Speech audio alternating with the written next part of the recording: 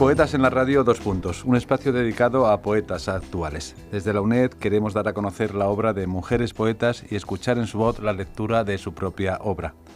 Este espacio viene de la mano de Ana Zamorano, profesora del Departamento de Filologías Extranjeras y sus Lingüísticas en la Facultad de Filología de la UNED y coordinadora del Seminario Permanente sobre Literatura y Mujer de la UNED. ¿Qué tal, Ana? ¿Cómo estás? Hola, Miguel. Pues encantada una vez más.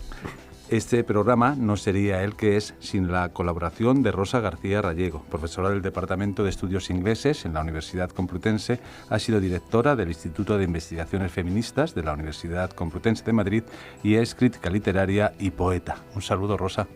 Hola, buenos días. Y bienvenida, por supuesto. Muchas gracias, encantada. En el espacio de hoy, Poetas en la Radio, tenemos con nosotros a Ada Salas, poeta y profesora de Lengua y Literatura en Educación Secundaria. ¿Sí, Ada? Sí, así es. En la Comunidad de Madrid. Un saludo, Ada, y gracias por acudir a esta cita con la radio de la UNED y con la poesía en voz propia. Muchísimas gracias. De verdad. A vosotros, es un lujo estar aquí. Pues bienvenida. Rosa García Rallego, preséntanos a nuestra invitada de hoy en el programa Poetas en la Radio, por favor. Ada Salas nació en Cáceres en 1965. Es licenciada en Filología Hispánica por la Universidad de Extremadura y profesora en la especialidad de Lengua y Literatura Españolas. Sus primeros poemarios, Arte y Memoria del Inocente, 1988, Premio Juan Manuel Rozas de Poesía, Variaciones en Blanco, 1994, Premio Hiperión, La Sed, 1997 y Lugar de la Derrota, 2003, se reúnen en la recopilación No duerme el animal, Poesía, 1987-2003, publicado en 2009. A los poemarios citados le siguen Esto no es el silencio, 2008, Limbo y otros poemas, 2013, y Descendimiento, 2018. Asimismo, Alguien aquí, Notas acerca de la escritura poética, 2005, es una recopilación de reflexiones sobre la escritura. Y El margen, el error, la tachadura, de la metáfora y otros asuntos más o menos poéticos, fue Premio de Ensayo Fernando Pérez, 2011. 3 de sus libros han sido traducidos al sueco y una antología de su obra poética al italiano. Asimismo, diversas antologías de poesía han recogido parte de su obra. En colaboración con el pintor Jesús Placencia, ha escrito Ashes to Ashes, 2011, y 10 Mandamientos, 2016. Ada Salas posee una sólida formación literaria, fundamentada en los clásicos españoles, Cervantes, Lope, Garcilaso, Fray Luis de León, San Juan de la Cruz y la poesía española contemporánea. Asimismo, sus lecturas de la poesía angloamericana, así como de la poesía francesa y de los poetas ya universales como Hölderlin o Rilke, parecen hallarse siempre en el conocimiento de esta autora, para quien, naturalmente, la lectura y la escritura se hallan inextricablemente unidas. En la nota que precede a No duerme el animal, Poesía reunida, la autora, refiriéndose al acto de creación, lo define como una sensación que califica de un agudo extrañamiento, que no existió mientras se escribía el texto y que se hace patente una vez escrito. El crítico Vicente Luis Mora recoge una cita del también crítico Mario Martín Gijón que refrenda las palabras citadas de Ada Salas. La intuición de otra persona distinta de la poeta, de un yo otro, yacente en las profundidades de la conciencia y sólo alcanzable mediante la palabra poética. Es con ese yo ajeno, extraño, dentro de su identidad, con el que Ada Salas entabla un diálogo hecho de imprecaciones y de silencios, marcado de manera impactante por la certera disposición de los espacios en blanco sobre la página, nos dice Martín Gijón. Así pues, poesía de la conciencia, del conocimiento, poesía del silencio, en la que los espacios en blanco, lo no dicho, el silencio es también texto, es tan importante como la palabra misma. Poemas breves, elección de palabras que sugieren, condensación máxima que dice solo lo imprescindible, poesía, la de Ada Salas, en la que se halla lo presente y lo ausente, dejando así más hueco, más espacio al lector. Ada, ¿es así? ¿Te sientes identificada con esta poesía del silencio, desde Mallarmé a José Valente? Bueno, pues, ¿qué más quisiera yo? Quiero decir, los modelos son tan grandes y tan luminosos que no me importaría poder acercarme un poco a ellos. Bueno, yo es verdad que considero que en arte lo no expresado tiene al menos tanto sentido y significado, aunque para mí no son lo mismo, pero es decir, tienen tanta fuerza como lo expresado. Lo que subyace es lo que da fuerza, lo que aflora en cualquier expresión artística. Entonces, todo ese mundo, ¿no?, que se sugiere, que precede, que sigue a lo que se ha dicho, forma parte del texto, sea un texto musical, sea un texto plástico, sea un texto con palabras y por supuesto en un poema. Todo el espacio que digamos que rodea a lo que se dice es plurisignificativo y al menos tanto como lo que se dice. Así que si eso es poesía del silencio y si a eso se dirigen o mis poemas, pues sí, me considero poeta del silencio entonces y ojalá se pueda leer así. Unos silencios en la poesía de Ada Salas que parecen música, debido al ritmo. Hablamos de los encabalgamientos, la imagen en blanco, la respiración, esa pausa versal en un verso escalonado o verso descentrado, esa especie de balbuceo del poema dada su brevedad. Al deslizar los ojos por el poema visualmente sobre la página, las palabras en la poesía de Ada Salas se mastican, se hacen carne. Soledad, sentimiento, pensamiento, amor, dolor, muerte, se hallan en el lenguaje de Ada Salas. El tema del dolor está siempre muy presente. Dolor quizá como motor del acto de creación, de escribir. De lectura de Variaciones en blanco, de 1994. Hiere lento dolor, pausado, demórate en la espada de mi cuerpo, y no descanses, no quieras acabarme. Ya no será la paz. Han besado mis ojos tu terrible desnudo. Este bello poemario, libro de fragmentos, Variaciones en blanco, se cierra con el brevísimo poema de solo 2 versos, Vivir es una huella. En su poemario La sed, de 1997, leemos: No limpian las palabras, alumbran una isla en el lugar del miedo y extienden una rama al paso de los pájaros. Acogen cuanto nace del hambre de las cosas y mueren en silencio, pero su amor no limpia.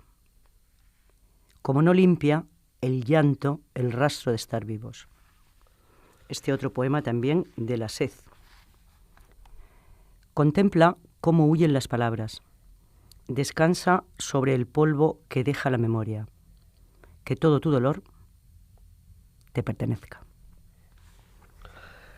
Ada, este título, La sed, por alcanzar la luz, ¿la palabra salva?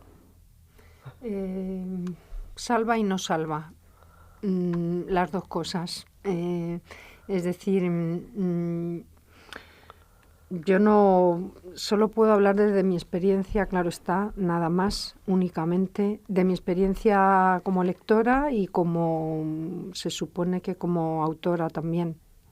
Digamos que no salva, pero redime, quizá, ¿no? Es decir, sí, es distinto, es como da sentido. Para mí la redención significa dar sentido a algo que ha sucedido o darle otro sentido.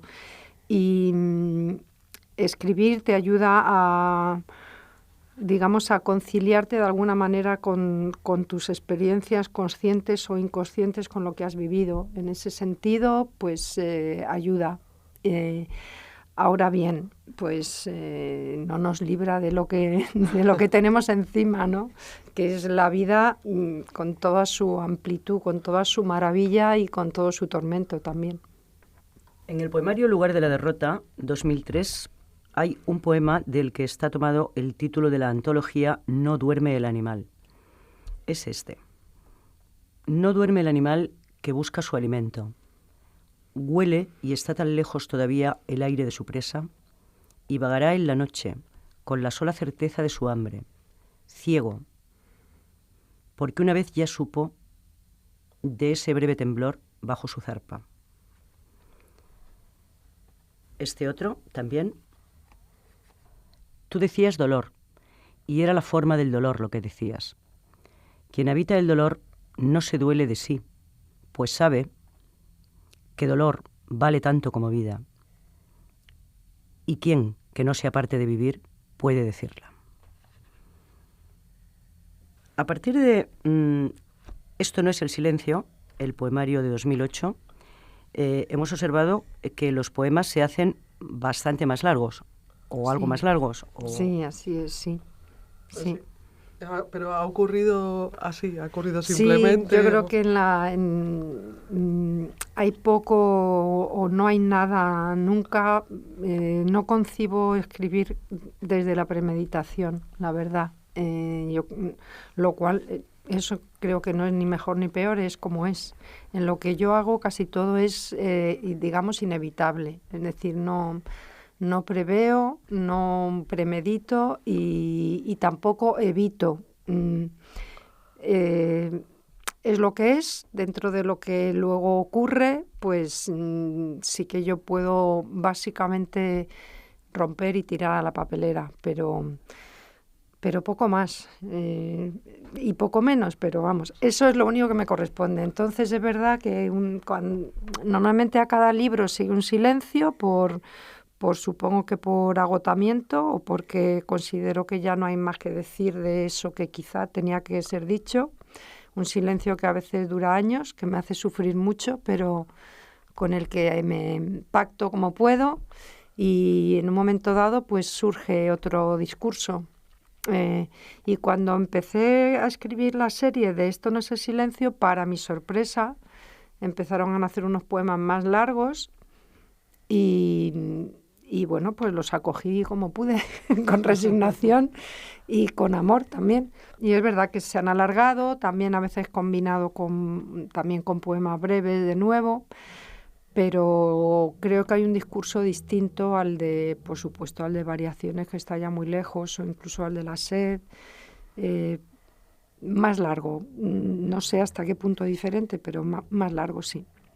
En este alargamiento de los poemas que estamos comentando, quizá asistimos a la incorporación de más experiencia vital o íntima en los mismos.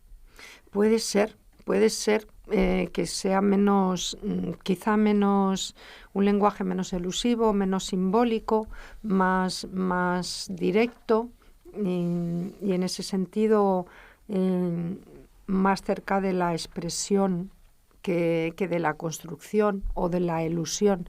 No lo sé muy bien, pero sí. Digamos que sí, sí. Sí, vosotras sois las que sabéis. Limbo y otros poemas, 2013, poemario dividido en dos partes y una coda titulada Chanson du désir, se cierra con unos poemas misceláneos. Entre ellos hay 3 dedicados a Hölderlin, Sylvia Plath y Apollinaire, respectivamente, y una anunciación. Un hijo nacerá, de mí, no mío, al que amaré.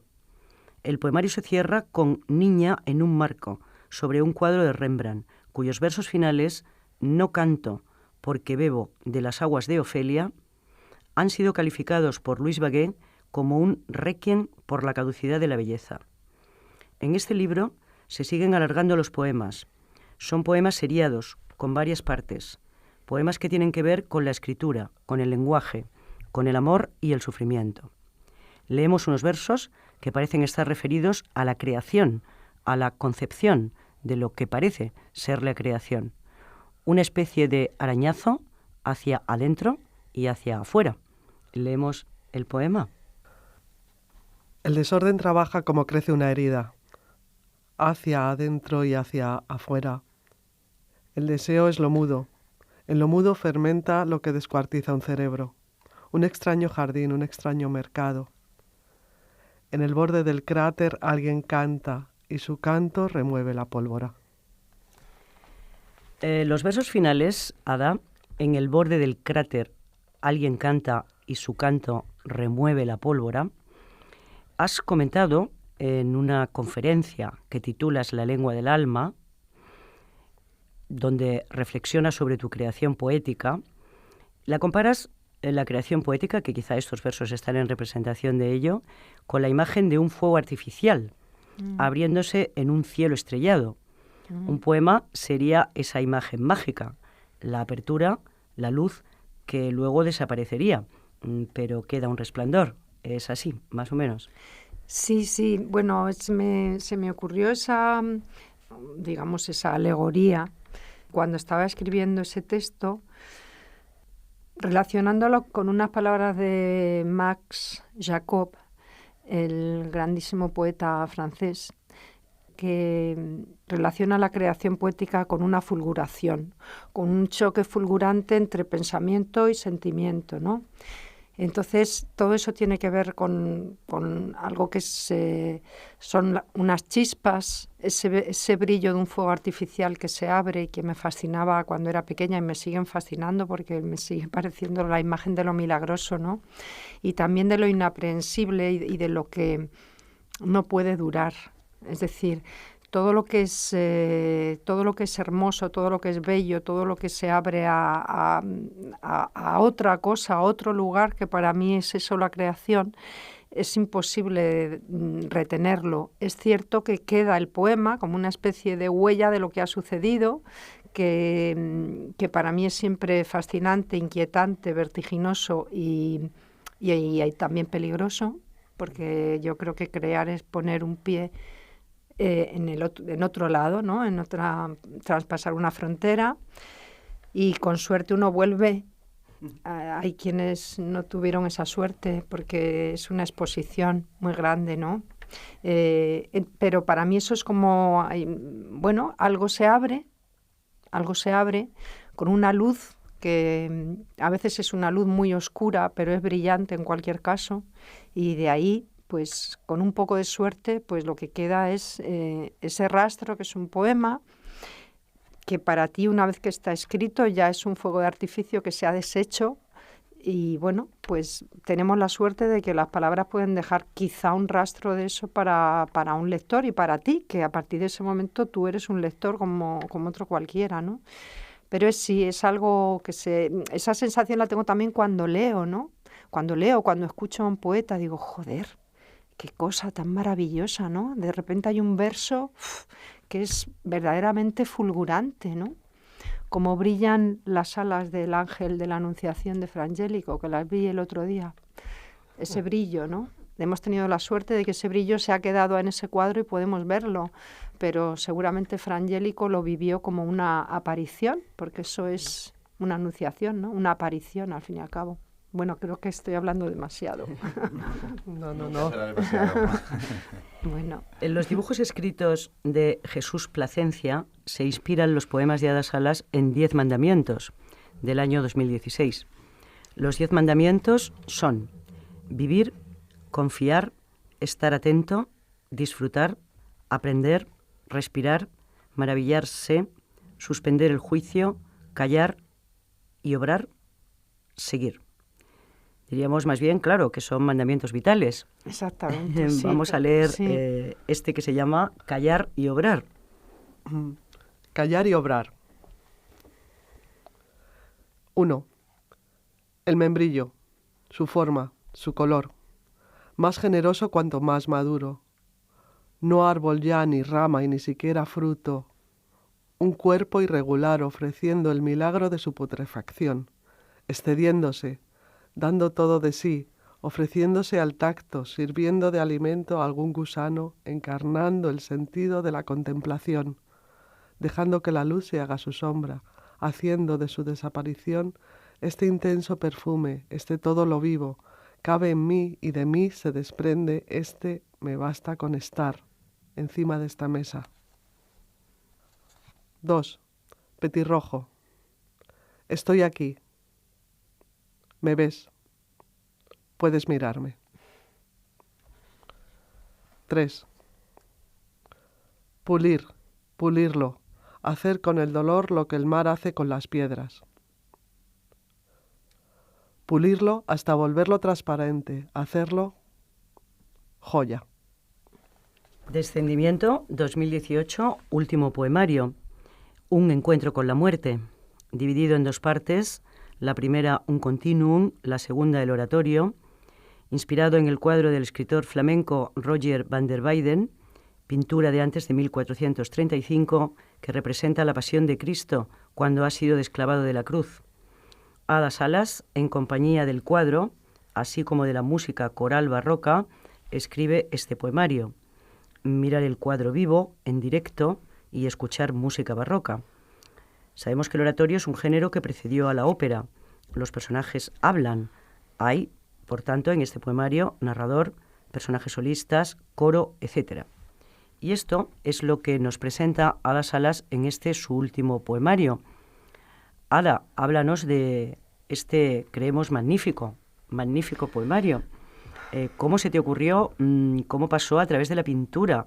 ¿Cómo también a través de la música? Acompañada a sí mismo por la pintura, la música y el lenguaje, construyes este poemario con este tema central que parece obvio, la muerte. Bueno, muchísimas gracias todo el tiempo que estamos aquí. Pues la verdad es que este libro, como todos, a mí no se me ocurrió, sino que me ocurrió, me sucedió. Y he tenido esa suerte, la verdad. Decíamos antes, a mí es un libro que me gusta, debo decirlo, aunque esté mal. Me gusta, estoy muy contenta, a pesar de que ha sido una experiencia muy dura escribirlo. Muy dura, pero bueno, todo lo que merece la pena es intenso y me he dejado la piel y el corazón, pero estoy muy contenta con él. Pues el libro sobre todo de haber sido capaz de abandonarme a él, ¿no? Cuando las cosas la arrastran, pues la mejor opción es dejarse llevar y así sucedió. Yo empecé a escribir unos poemas que no sabía lo que eran, y lo he contado ya en alguna otra ocasión. Sí, supe enseguida que eso se iba a titular Descendimiento.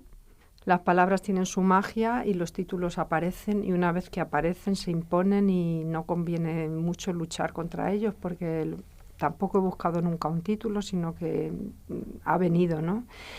No sabía muy bien por qué, pero escribir es tantear, uno va tanteando y es verdad que en un momento dado me acordé del cuadro de Van der Weyden que todos conocemos, todos hemos admirado en el Prado, y que para mí era una especie de fijación sin que yo jamás hubiera pensado ni escribir sobre él ni tener la más mínima intención. Me acordé del cuadro, Descendimientos, asocié, y entonces abría un libro que tengo en casa del Prado y necesitaba tener la imagen del cuadro mientras escribía, que me acompañara. Y empezó a pasar que el cuadro fue tomando las riendas. Yo creo que yo necesitaba decir algo, y por mí misma, o digamos sin un referente, me resultaba difícil, o no lo sé. Y entonces el cuadro me permitió poner nombre y cuerpo y color a algo que tenía que decirse, y me ayudó y me acompañó de una manera absolutamente increíble. Para mí ha sido una experiencia, qué sé yo, tremenda, tremebunda, ¿no? Esa cosa, como diría Vallejo, pues ha sido una cosa y una cosa tremebunda. Y maravillosa poder haber entrado en ese cuadro, o que ese cuadro entrara en mí, y además tener el Prado ahí para poder verlo siempre que he querido, poder dialogar con él. Y bueno, pues yo creo que como yo tengo una formación católica, aunque el cuadro no tiene nada que ver con lo religioso en ese sentido, pero para mí toda creación tiene mucho de sagrado y de religioso. Pues qué sé yo, ya aparecía una anunciación en Limbo. O sea, hay motivos, digamos, bíblicos con los que yo tenía que encontrarme al cabo de los años, porque forman parte de mi ADN. Y no diría cuentas que saldar, porque esta expresión es un poco absurda en la vida en general, pero bueno, tenía que dialogar con esas cosas que han estado ahí siempre actuando en mí, consciente, inconscientemente, y a través de estos personajes que a mí me son familiares por esta formación, ¿no? Pues he podido decir cosas que quizá no habría podido decir de otra manera, así que no puedo más que dar gracias, porque es cierto, yo luego he sabido, porque todo esto se sabe luego a posteriori, cuando ya puedes leer, y para leer hace falta una distancia, pues luego he sabido que yo tenía que dar cuenta ahí de una muerte emocional y había que enterrar un muerto. Y había que bajarlo de la cruz en la que estaba y aceptar que ya era un cadáver y que había que enterrarlo, había que descenderlo y enterrarlo. Entonces este libro, este cuadro me han permitido nada menos que hacer ese proceso, ¿no? Pues quisiéramos terminar recogiendo tus propias palabras, Ada. Toda escritura es la manifestación de una forma de desesperación. Hacer rastro, que no perdurar. Toda poesía es política, ya que nace del hambre de estar y ser, vivir, luchar por no estar muerto. Escribir para estar vivo o para no estar muerto. Pues sí, claro, es lo mismo, ¿no? Es lo mismo, sí. Hay una... en la conferencia esa, ¿no? Que fue en la Juan March en el mes de abril, y el título Lengua del alma es Cervantes, son palabras de Cervantes, las dice el Caballero del Verde, bueno, las dice Don Quijote en su conversación con el Caballero del Verde Gabán en la segunda parte. Hay unas joyas en Cervantes sobre todo, por supuesto, todo lo humano, y sobre la poesía en particular, que habría que hacer, siempre lo he pensado, que habría que hacer una especie de antología de perlas de nuestro genio en toda su prosa, en su teatro, en su poesía, sobre la poesía, ¿no? Pues Lengua del alma, en esa especie de poética que intenté esbozar para ese ciclo prodigioso de la Juan March, pues hacía alusión en esa charla, acababa de releer el prólogo de Ray Bradbury a los relatos del hombre ilustrado. Él reproduce una conversación fascinante con el camarero de un bar al que él va a tomar lo que sea, ¿no? Como diariamente. Y entonces el camarero le decía que él, para sentirse vivo, lo que hacía era bailar. Después de trabajar 1000 horas, se iba a bailar. Y entonces Ray Bradbury, ya mayor, ¿no? Pues decía, en lugar de irse a bailar, escribía a lo mejor toda la noche, una noche tras otra, que era su manera de no estar muerto. Entonces el camarero le dice, desde luego usted está muy vivo, ¿no? Bueno, pues sí, yo creo que para mí una de las formas más intensas de sentirme viva es escribiendo. En fin, terminamos pidiéndote que seas tan amable, por favor, de hacernos una lectura de tus poemas para este programa Poetas en la Radio, Ada Salas. Ay, muchísimas gracias, Ana y Rosa. Claro, encantadísima.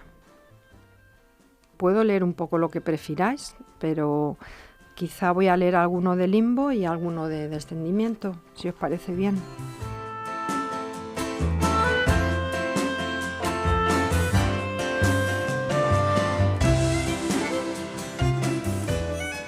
El poema inicial de Limbo lleva una especie de título que es epílogo y dice así: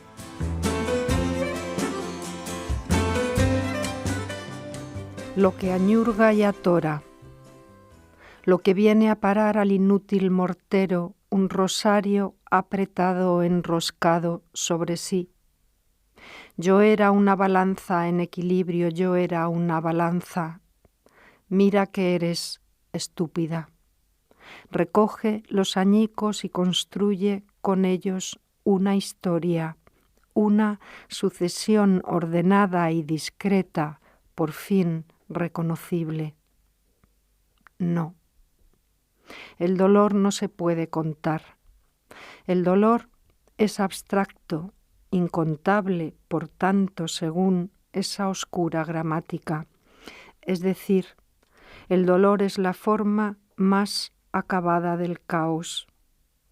Pero ves cómo puedo contar los agujeros, palparlos uno a uno. Pienso que todos ellos confluyen en un número.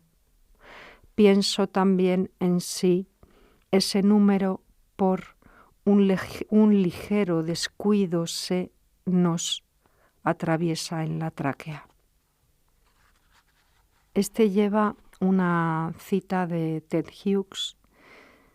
En castellano dice, él la amaba y ella lo amaba. Componer una escena no ensayada, arder con voluntad no conocida, lengua directa al corazón. Alguien observa pero nada ve, todo sucede más adentro en la sombra. Un ruido de animales felices, un gemir de cachorros naciendo hacia su madre, una expansión de la vida hasta donde podría romperse, luego algo que pesa sobre el vientre como plomo. Este poema es de los pocos que surgen de algo, digamos, una anécdota más o menos real. Estaba viendo por la ventana de mi casa, llovía, un milagro, ¿no? En los últimos años llovía con fuerza y había una mujer, una transeúnte que estaba bajo una lluvia tremenda como sin protegerse. Y bueno, surgió esto. Evidentemente uno ve en las cosas algo que no es solo lo que ve, ¿no? Dice así, truena, están abriéndose los cráneos de los dioses. Llueve como si el agua fuera a rebañar las obras en el plato del mundo. Una mujer camina bajo el agua y el agua no la borra, no la ahoga tampoco.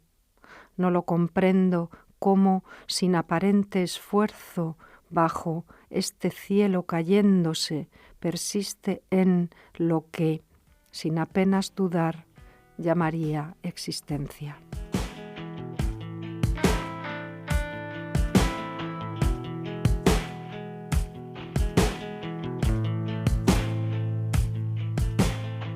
Pues si os parece, leo algún poema de descendimiento ahora. Nadie mira hacia nadie. Todos los ojos son el ensimismamiento. No hay quien mire de frente hacia el dolor del otro, a quien sostiene Juan, a quien llora su madre. No hay paisaje, no hay cosas, 4 plantas raquíticas, un fémur y una calavera ahí a nuestros pies, por si no habíamos tropezado bastante. Así se cierra el círculo, así se ha templado el anillo. Las rodillas de Cristo, la mano de María se vienen hacia ti. De repente el dolor. Estamos todos muertos. Ninguno de nosotros ya es una persona. De leer, pues tiene una relación más directa con el cuadro. Este, en cambio, no, aunque sí tiene como lema o cita otro cuadro, en este caso de Caravaggio, Martirio de Santa Úrsula. Allí donde la flecha se ha clavado y mira hacia su pecho, mira esa asta que tiembla. ¿De dónde vino esto? ¿Quién estaba emboscado? Algo muy profundo en su mente, algo que apenas reconoce, le habla de traición. Aparta esa palabra, pero vuelve, se acercan las avispas para libar del daño. Siente que no en el esternón, sino en el pensamiento, se ha clavado esa flecha. Piensa, los dioses nos traicionan, la vida nos traiciona, eso, aquello lo más puro, lo más limpio, y poco a poco, como si el tiempo transcurriera hacia su origen, como si fuera hacia otra muerte, va perdiendo el color, luego la forma, como si fuera una figura apenas dibujada. Bien, otro poema del libro, uno de los últimos de la primera parte, que puede ser este, por ejemplo. Es el primero de un supuesto díptico que se titula ¿Díptico irónico o no? El perdón es una categoría implícita en el daño. Es decir, que si yo te golpeo, lo que espero es que tú, después de haber mascado y digerido todo tu sufrimiento, me mires como si nada hubiera ocurrido. Perdónales, Señor, porque no saben la muerte como una escenificación del arrepentimiento. Pero algo me dice que todo daño es irreparable, que no te puedo mirar porque el golpe rasgó la retina, o que puedo mirar, pero no puedo verte. Nadie vuelve a ser el que fue después de haber herido. Pero no es eso lo peor. Es peor estar ciega. Llegaron las heladas y no había protegido mis plantas.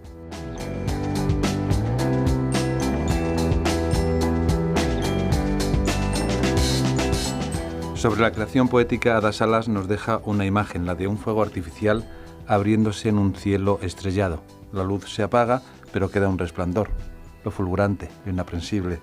En arte, lo no expresado tiene tanta fuerza como lo expresado, dice Ada Salas también. Lo que subyace es lo que da fuerza a lo que aflora.